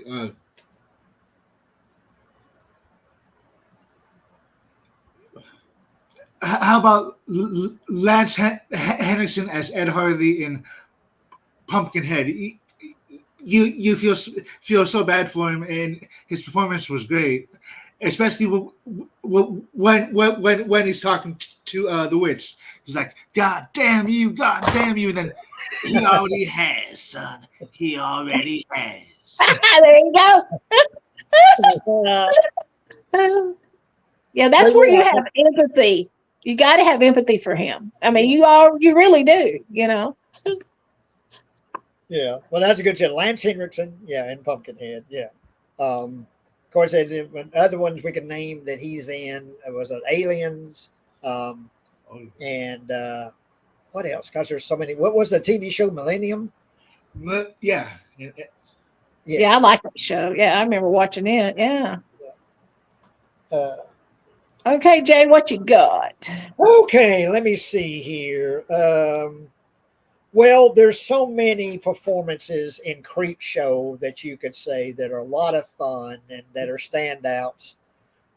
But I'm going to go with the man himself, Tom Savini, uh, the in Creep Show, um, and the lonesome death of Jody Verrill, uh, the meteor shit, uh, and he's he. It's almost a bad performance, but it's so bad it's good. Stephen King in playing this hick, that finds this meteor and it opens up and it gets this crap all over him and he starts growing. I'm growing. uh, and, you know, and talking to his father in the mirror, with the ghost of his father and all that. But yeah, just it's so over the top in his performance that it's almost a bad performance, but it's so over the top that it's hilarious, and I think he's great in Creepshow. Tom Savini, Stephen King. Did I say Tom Savini? Stephen King in Yeah, Creep. when you said it, I'm like, I think that. I mean, Did I I'm say not Tom Savini? Tom Savini did the effects, but yeah, yeah, Stephen King, Stephen King. Yeah. Stephen King in Creepshow. Yeah. Um, Oh, yeah. And before I give a couple more, I wanted to ask y'all something. There's one that I was going to watch it last night, but then my neighbor next door, bless her heart, she's quite needy. She came banging on my door, Calvin.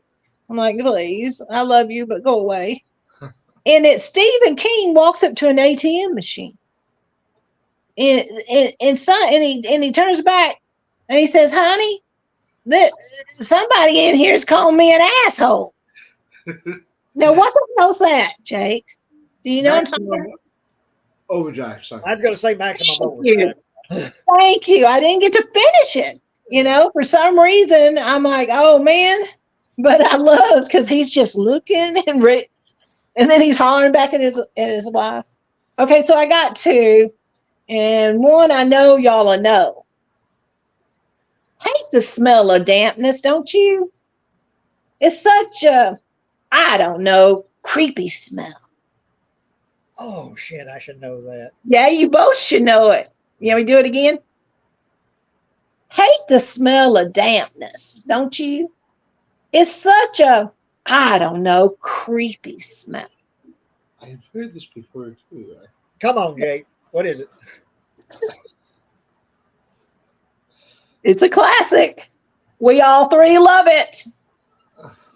Well, Y'all ready? Yeah. yeah. Norman Bates and Psycho. Oh God. I need to watch Psycho again. I wonder And if he's on my list of Anthony Perkins and Psycho. Yeah, he was on Yeah. my list.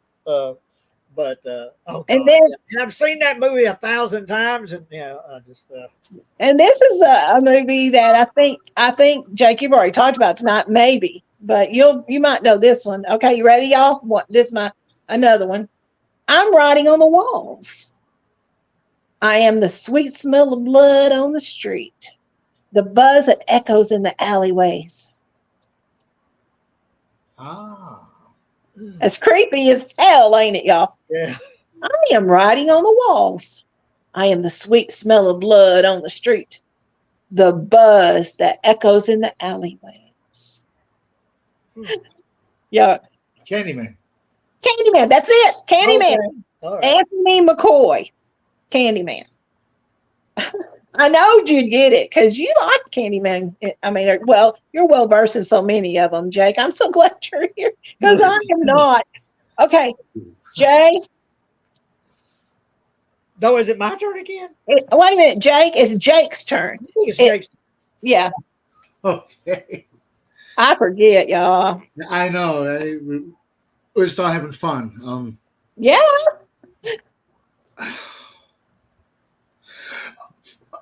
Okay. Lisa Wilcox as her character from A Nightmare on Elm Street Part 5. She was trying to protect her unborn son Jacob, and it was a great performance by her. She would do anything, and no one would listen to her until Yeah. Yeah. Yeah. Yeah, You know? it's Freddie actually invading her womb and trying to inhabit her unborn child, and her son appears to her in like like a vision or something like that. She actually talks to a boy that's actually her son, like 5-6 years old, that gives her warnings about Freddy's coming and all that. But yeah, really good performance by her. Yeah, that's a good one. Okay, this is one. Hang on, let me get the.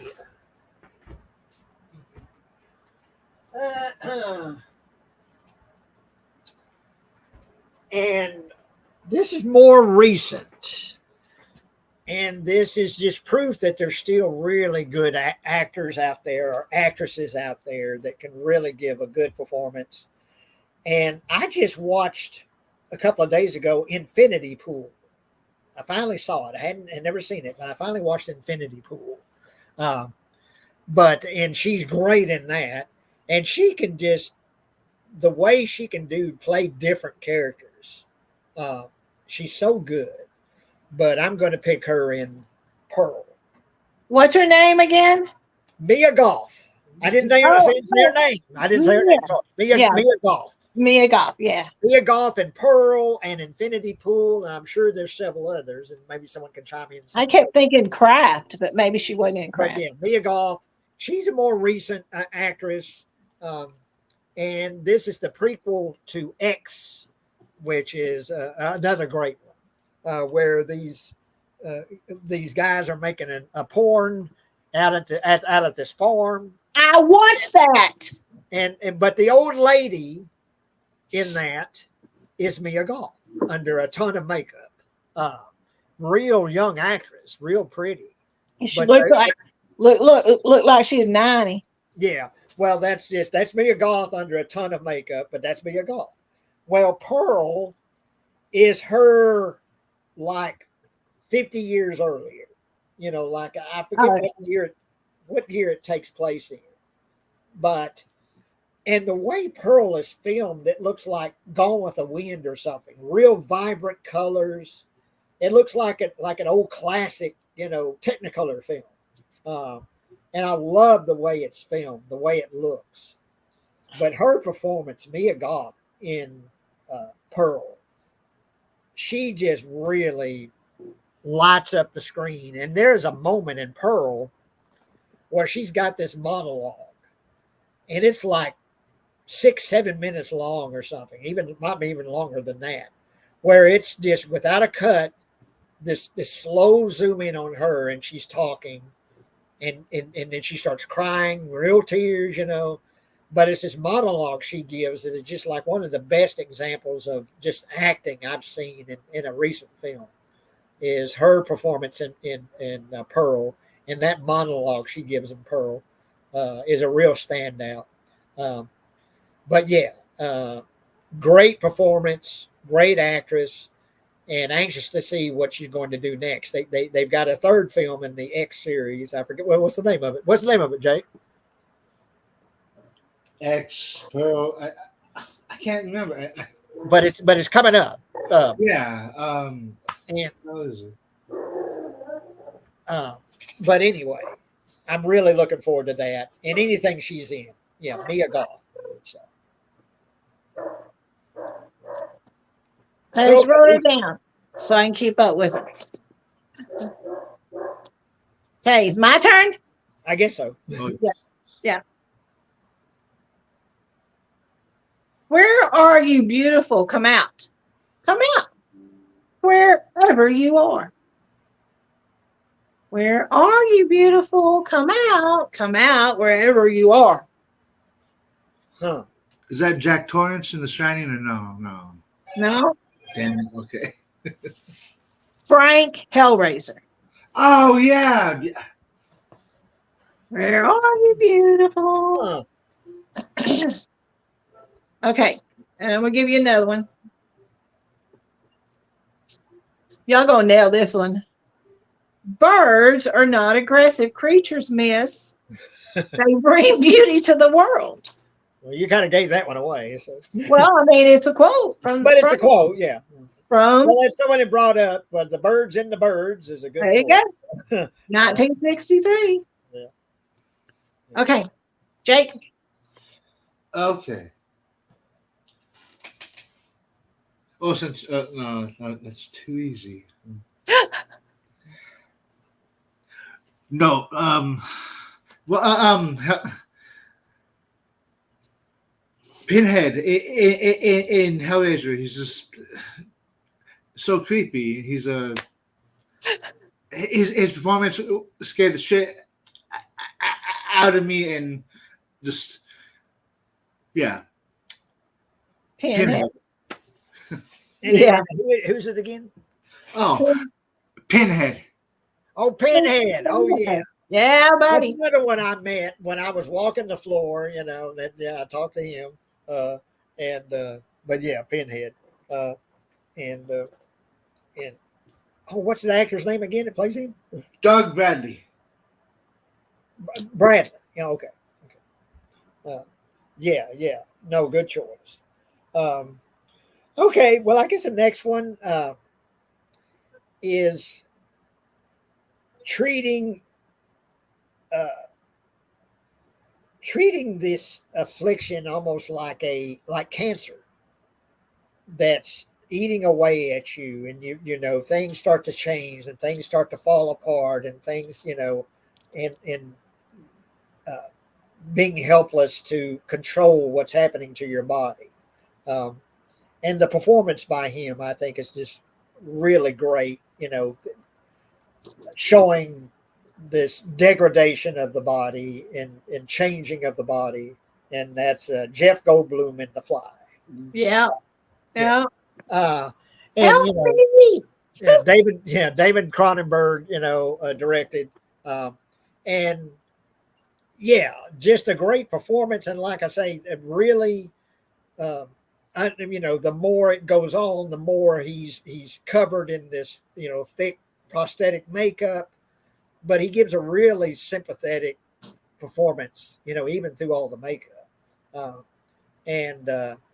and like I say, kind of treated like something like cancer or a disease that's ravaging your body, and the way he his performance in that, I think, is so good, that as things start to change, that he's starting to mutate into a fly, but yeah, I just think it's a great performance, and you really, it's something you feel, you feel his pain, Jeff Goldblum in The Fly. So Yeah, it's irreversible, and there's no way anybody can really help him, and that's what's so sad about it.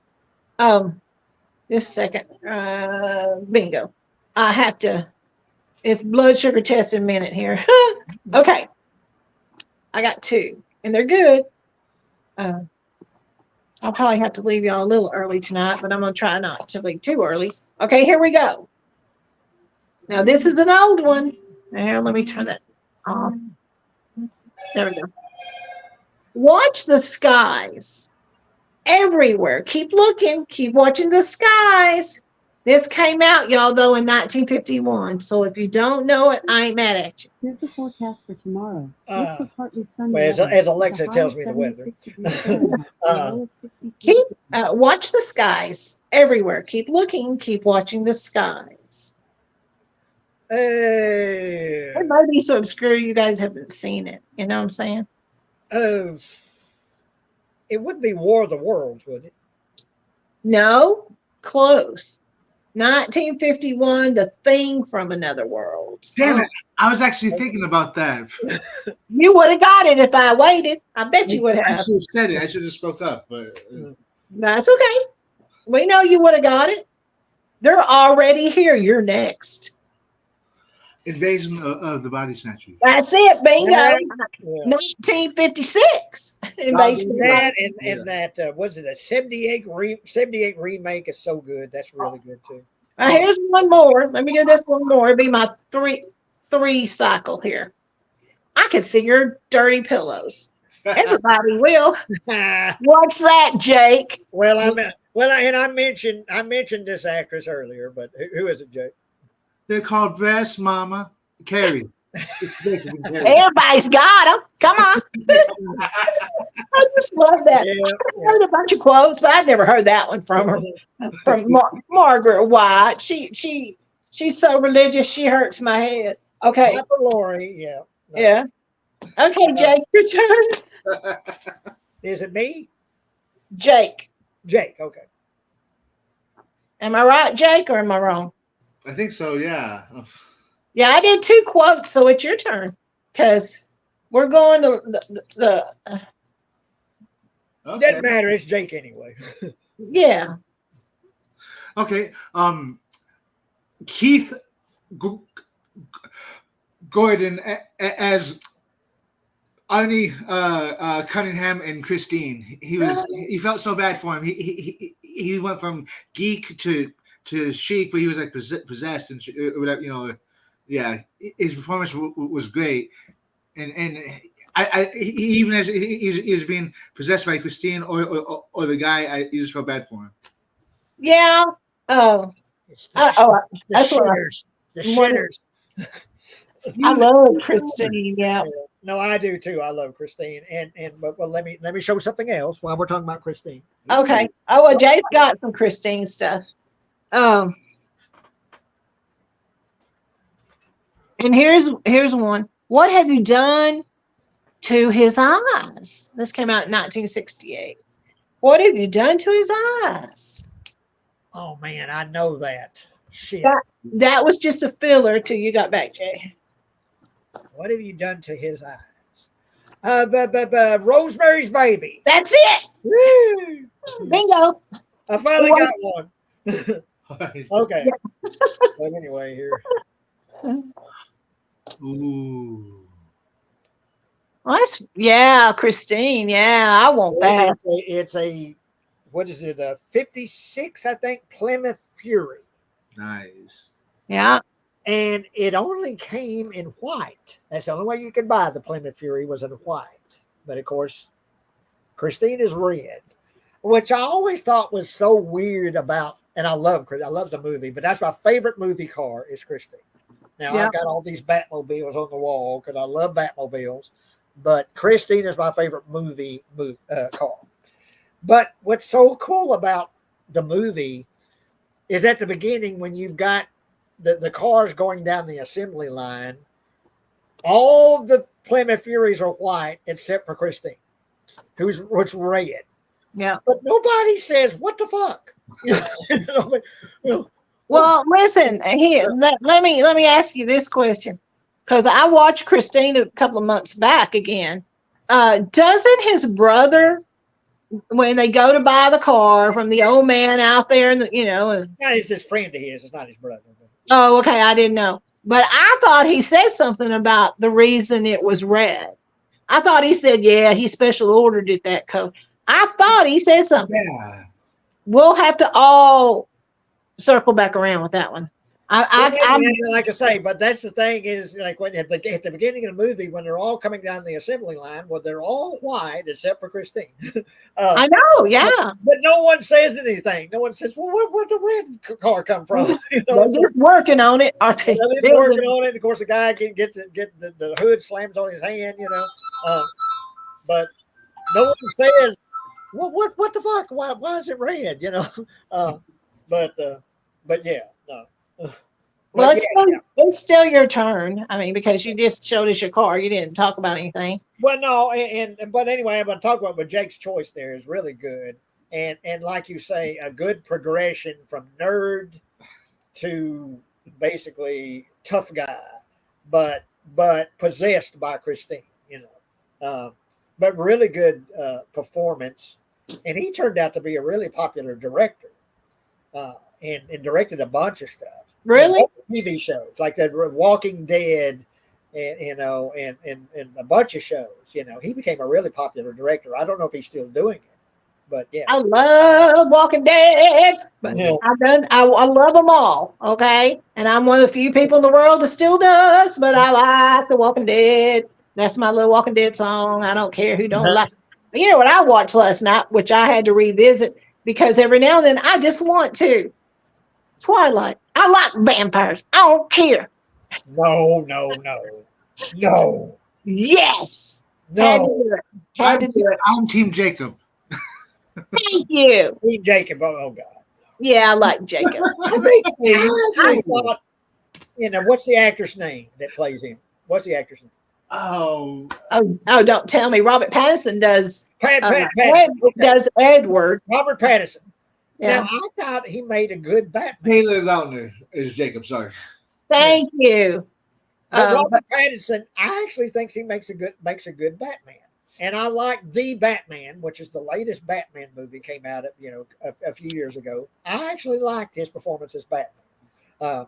But I've never seen any of the Twilight films, and I have no interest in. Well, you don't. Oh, you don't need to. I don't care.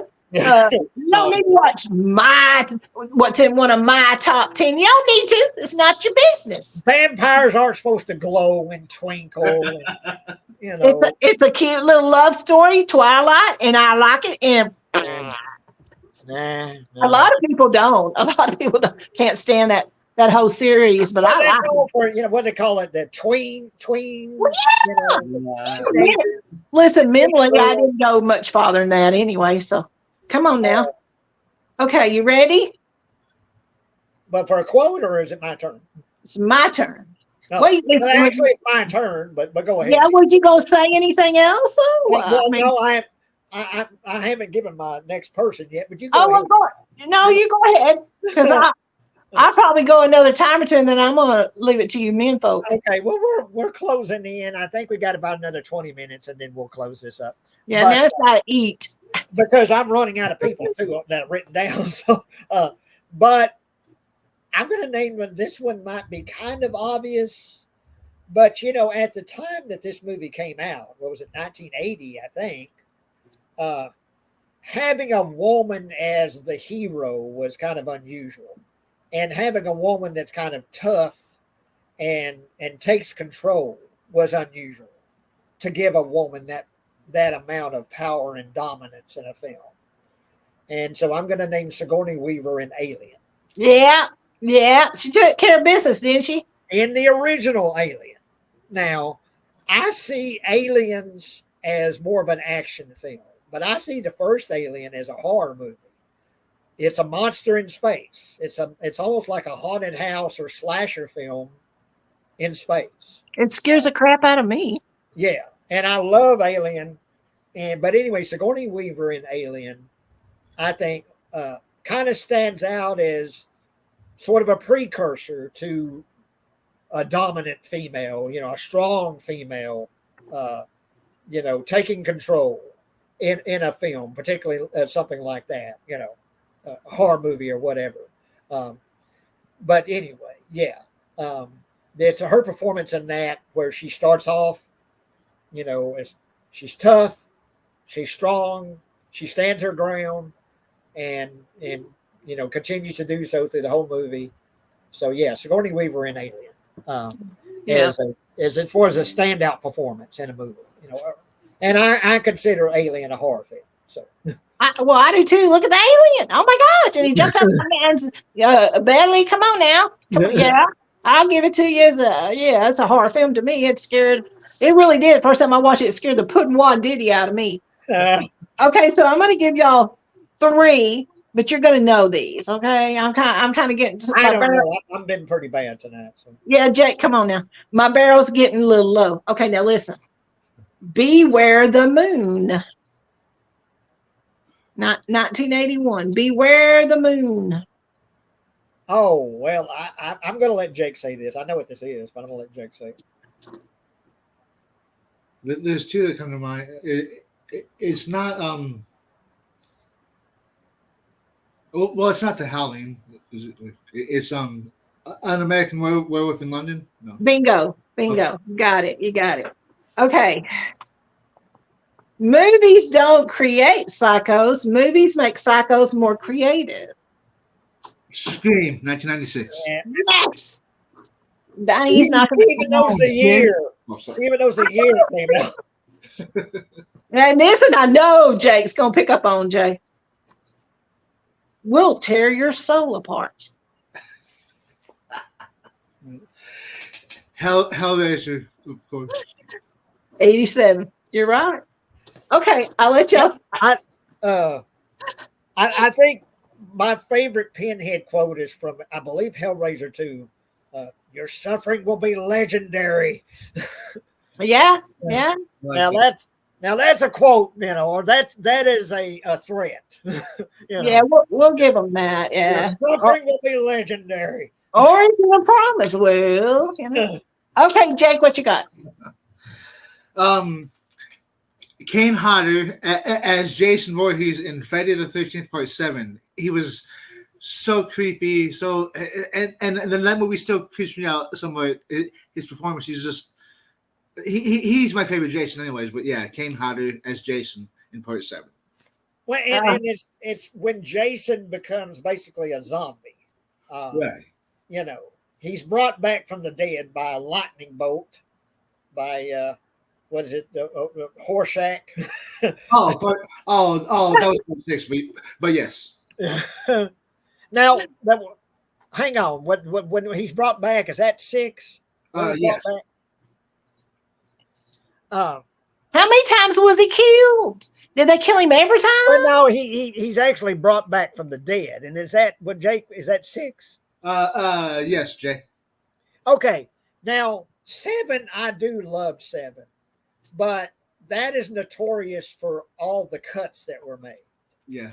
It was directed by a special effects guy that does special effects, gore effects and stuff. And what's his name? The director of that? John Carl Buechler. Buechler, yeah. And it is cut to ribbons. All the gore is just almost eliminated from. Well, that's not cool. I haven't seen it. That's why you watch a Friday the 13th movie, is for the gore stuff, and that's a lot of the reason why you watch it. Of course, for Jason, and of course, Kane Hodder is great as Jason. But yeah, I love Part 7, but it's frustrating because they cut all the gore out, and that when. That's one of the reasons why you watch a Friday the 13th movie is to see the gore stuff. But then who we got here? Jenny Agutter and the nightmare scene. Now, what is that, Jake? Oh, it's probably from I just said it too. An American Werewolf in London. Yeah. Oh yeah. Okay. I remember her. Yeah. Oh yeah. Yeah. All right. Let's see here. I don't know if I have anything left. Well, I got some more quotes. I'm ready. Okay, well, let's give us a few more quotes, and I got at least one more. But yeah, give us some more. Okay.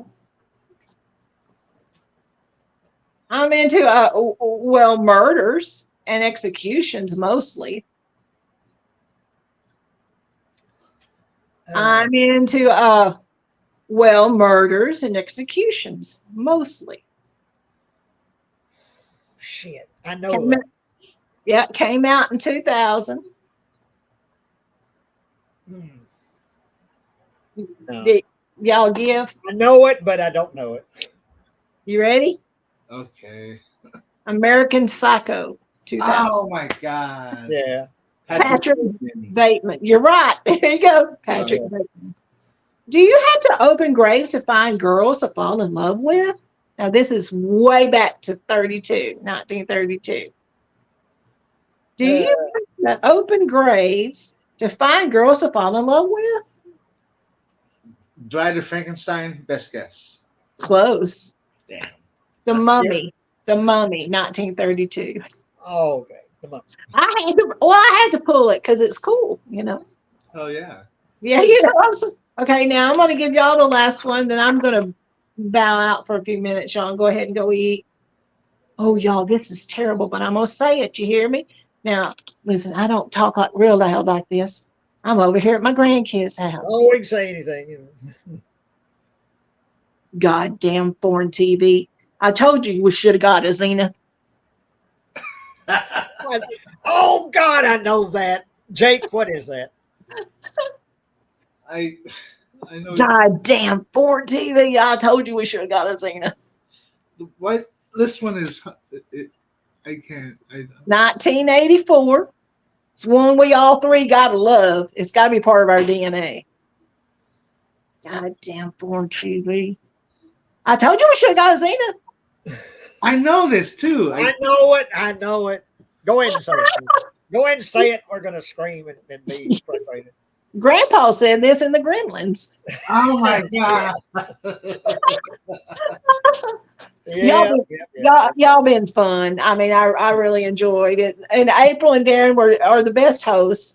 April knew I was wanted to do this streaming with you guys, so she set me up in her bed and made sure I had everything I need. Brought me a nice table to put my phone on, and he would show me how to use it. Thank you, Kathy, and that's been entertaining. The quotes have been entertaining. So. Well, I thought it was fun, and I tried to dig up some. I mean, we all know better get a bigger boat. You know what I'm saying? And I'm your favorite fan, or I'm your only fan. Oh, look, Joe, what does Jody say? Now, do you know what that's from, Kathy? Because I know where that's from. A little ceramic penguin that faces south. Yes, that's Misery, Jake Carlton. Yeah, pretty good. Kathy. Yeah. Isn't it, Jake? Okay, guys. Well, Jake, it's good to see you again. I try to FaceTime with my brother every so often, so I see him more than you. But thank you so much for being here with us.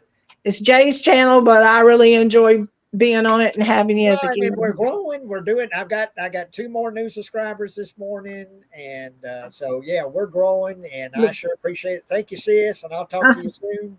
Okay, bye, y'all. Bye. Sis. Okay. All right. Now, I'll give. I have at least one more, and this. And when you think of zombie films and think of zombies, period. Think of everything that's been done, all the Walking Dead series, all the zombie movies that have been made, everything Romero made, so many to choose from when you think of cool zombies. But I don't think there's a better zombie in any movie than David Enge in Dawn of the Dead.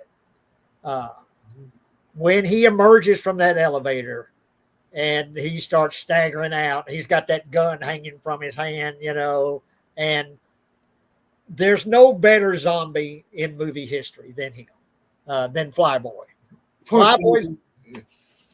Flyboy zombie. And when you think of a performance, and really, because I know Night of the Living Dead sort of introduced the idea of the zombie, but it was really Dawn of the Dead that kind of gave you the prototypical zombie, the zombie rules. They have to be shot in the head, and the way they move, the way they act. So it was still kind of breaking new ground, the idea of the zombie, the Walking Dead. And David Engie, who just passed away just last year, just a few months ago. Oh. But when he emerges from that elevator as a Flyboy zombie, I think he's the best zombie ever. The best movie zombie ever. Flyboy zombie. And so I'm going to pick him, David Engie, from Dawn of the Dead. Okay. I guess my last one is Crew Gallagher as the bartender in Feast. He's hilarious, and his lines are just great. And so we could also name him in Return of the Living Dead. Be a man, Frank. but yeah, no, great choice. Yeah. And that's another one that has been a long time since I've seen at Feast, and I need to return to. There's been several of them that's been brought up that I need to revisit because it's been a long time since I've seen them. Oh, for sure. So, okay, let's see if I might have one more. Well, okay, I'll name one more. And another one that's kind of obvious, but he grew up acting in Disney films as a kid, before he became I guess you would say, a legitimate actor, an adult actor.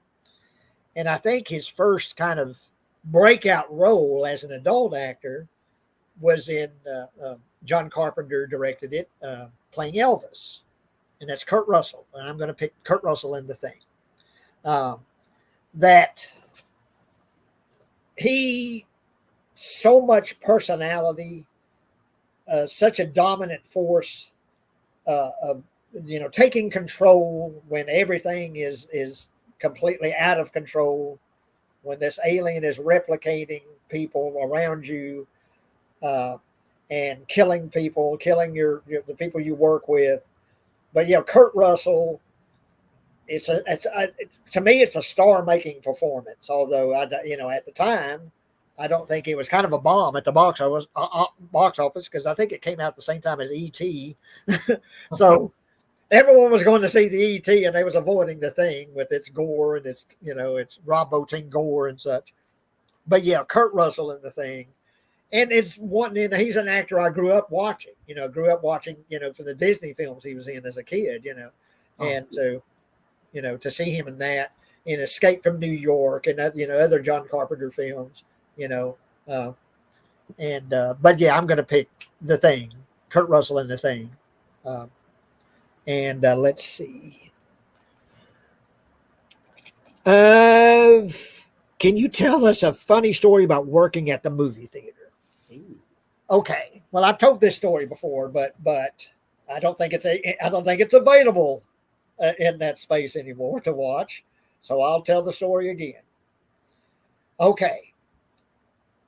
Well, I was still working at Mahia Theater, and I think it was 1985, and I was 18 years old. Well, back then, you could buy liquor at 18. Now, they changed that to 21, I think, like the next year. But at least in that year, you could buy liquor at 18. So I was able to buy liquor and went with my friend Mark to Wortham, Texas, which has a liquor license, whatever you call it, the town where you can go and buy liquor. And there's a liquor store in Wortham. And bought a fifth of vodka. And we went to this lake house that Mark's parents owned.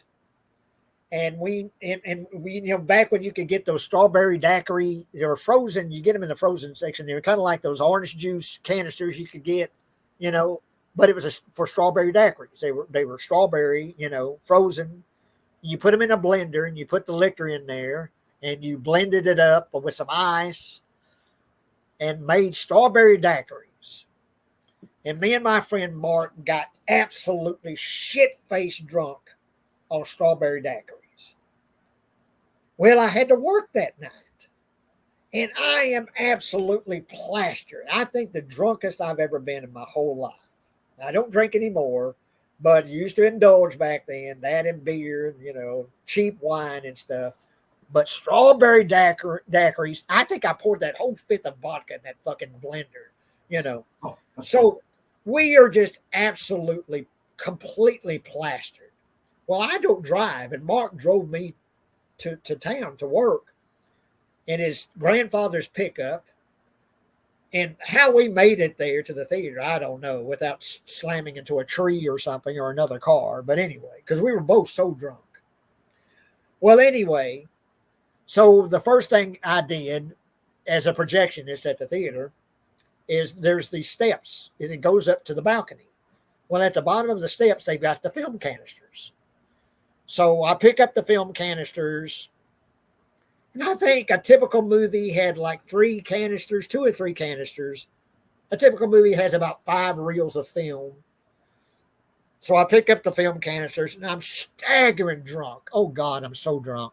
I walk up these steep stairs. It's a wonder I didn't fall down and break my neck. And I walk into the projection booth, and it's these ancient projectors that you had to thread the projectors. There's 2 of them. Ooh. Had to thread the projectors, and when you play a reel of film, you look what was called back in the day a cigarette burn, and it's in the upper right-hand corner of the screen. You see a black dot.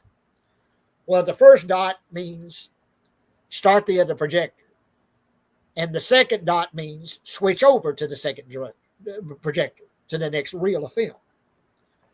Well, I'm so fucking drunk that I forgot to look at the film, because the film, when it runs through the projector, it needed to be upside down, because when it runs through the projector and is projected through the lens, it's right side up on the screen.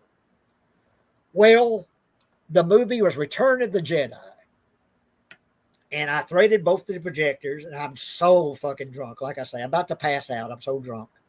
And I start the first reel, and so the movie's starting, and then the theater's pretty full too. Return of the Jedi, Star Wars, Return of the Jedi. Well, the first reel's okay. It's showing on the screen fine. But I forgot to look at the reels to see if the picture was upside down, because it needs to be upside down.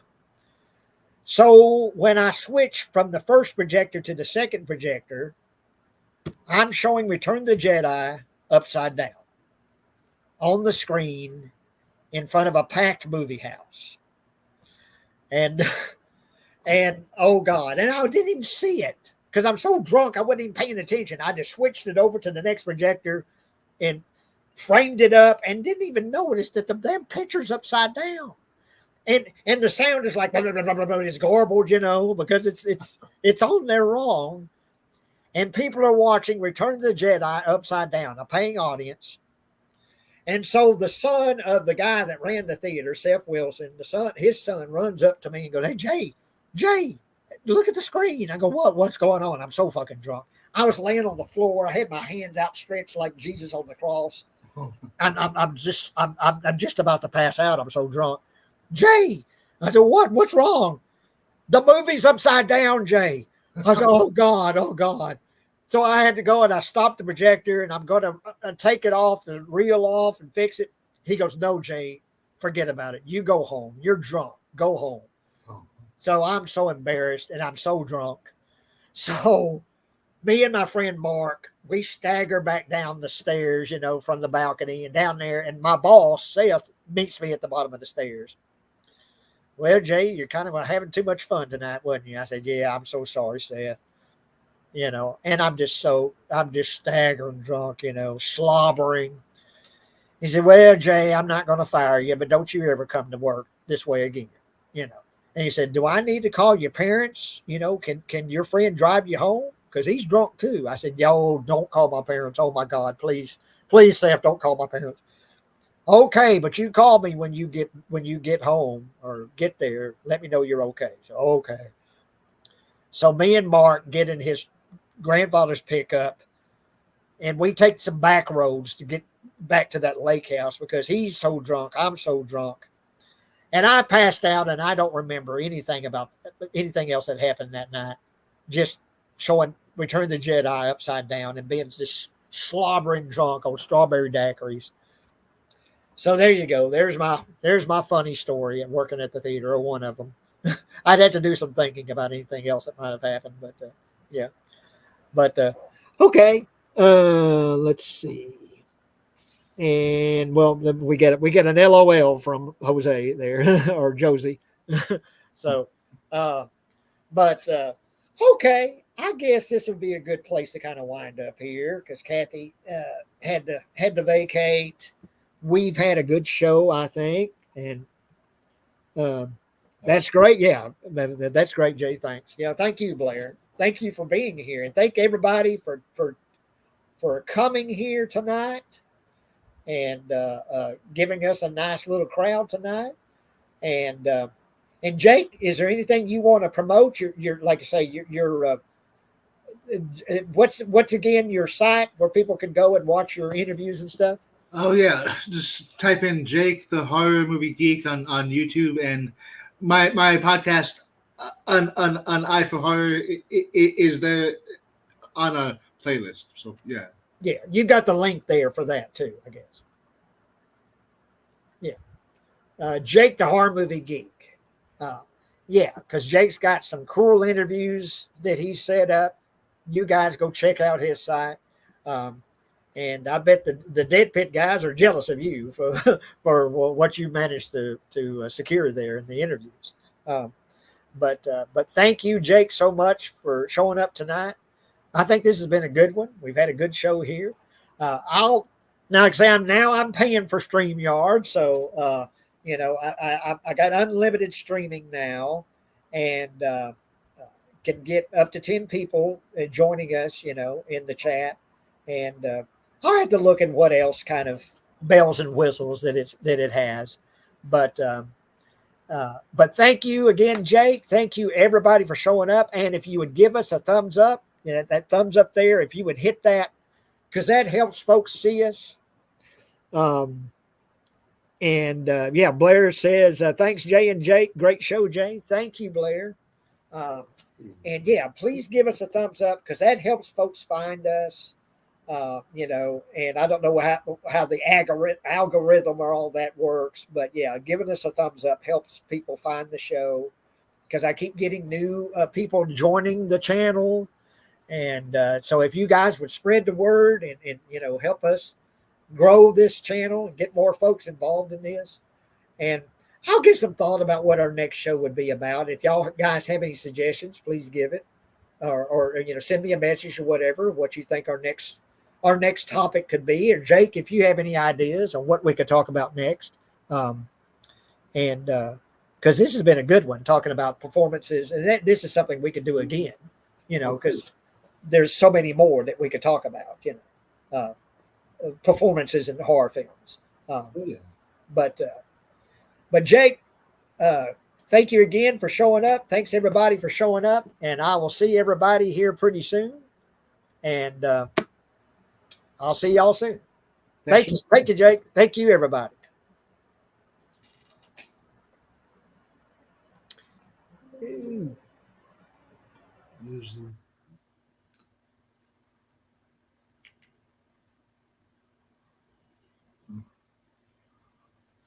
Was it